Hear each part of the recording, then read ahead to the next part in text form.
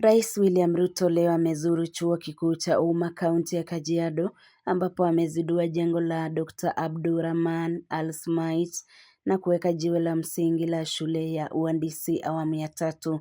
Rais Ruto amesisitiza kuwa serikali yake imejipanga kuimarisha elimu ya juu hasa katika nyanja za uhandisi, teknolojia na ubunifu ili vijana wawe na ujuzi utakaowezesha kuunda nafasi za ajira na kushiriki katika maendeleo ya taifa. Amesisitiza pia umuhimu wa taasisi za kidini katika kukuza elimu. Aidha, ametetea mpango wa Linda Jamii kwa huduma za afya ya wajawazito, akisema unapanua wigo wa huduma na unalenga kuhakikisha familia zote zinapata huduma bora bila ubaguzi. Ziara hiyo imetajwa kuwa ishara ya kuimarika kwa ushirikiano kati ya serikali na vyuo vikuu binafsi nchini.